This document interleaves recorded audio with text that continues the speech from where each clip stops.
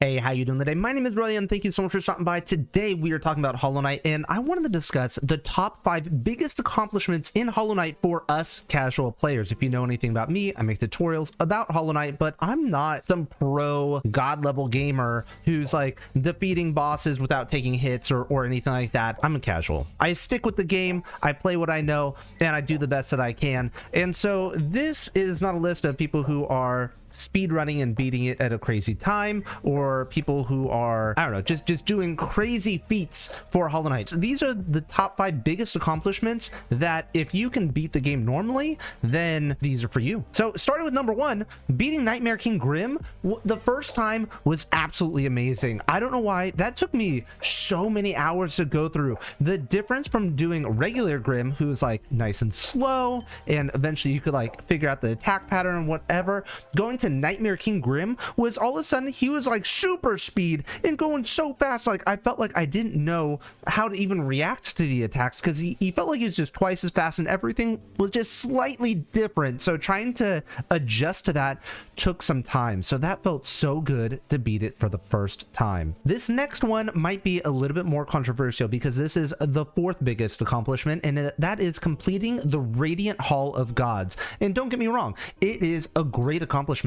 It was tough. It took a lot of time to do, but the only downside is that it was a little bit tedious and repetitive, kind of doing the same thing over and over again, and eventually you just kind of grind your way through. There's just a lot of bosses to do without taking any damage. Eventually you can get through it, right? It's difficult and it feels so good to be done, but it's not gonna be top 3 for me. Coming in at number 3 for the top 5 biggest accomplishments is completing the Coliseum of Fools. Now, this is purely just from a feeling standpoint. I bashed my head against a wall forever trying to complete the Coliseum of Fools. I don't know what it was. Wait, no, I know exactly what it was. Whenever the floor would give out and you had those spikes on the ground, I could not figure out for the life of me how to stay up and deal damage and not take damage.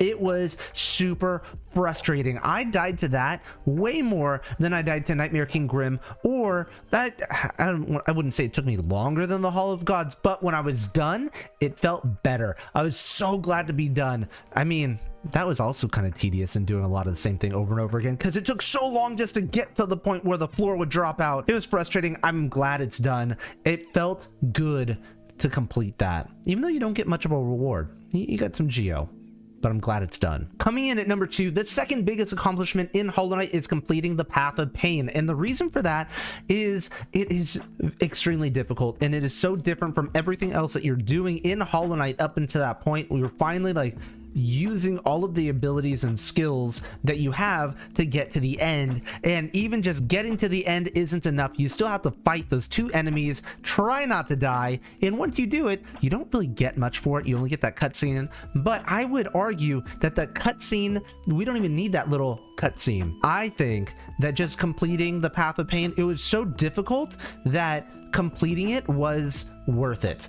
Just being able to say that you're able to do the Path of Pain means that you're up here. You're gamer. That is an awesome accomplishment, and if you did it, I applaud you. Coming in at number 1 for the biggest accomplishment in Hollow Knight for us casual players is beating the 5th Pantheon. This thing was so difficult to do all of the bosses back to back to make it all the way to the end. And then, of course, you have to get knocked down by the Absolute Radiance and then train for the Absolute Radiance fight just over and over and over again, dying and dying and dying until that one time where everything clicks. You beat it once, but now you're only beating it like once in every 5 or 10 times. And then slowly but surely you get it all dialed in until you're beating it like 50% of the time. And then you go in, you try to beat the 5th Pantheon, and maybe you die along the way because you forgot how to do all of the other boss fights. You haven't done Markoth or Nightmare King Grim or Zote in so long that now you got to relearn those bosses again, and you're constantly trying to keep your muscle memory for all of the different bosses because all the most difficult bosses are at the end, obviously. Completing the 5th Pantheon felt so good. So happy, just absolute the best.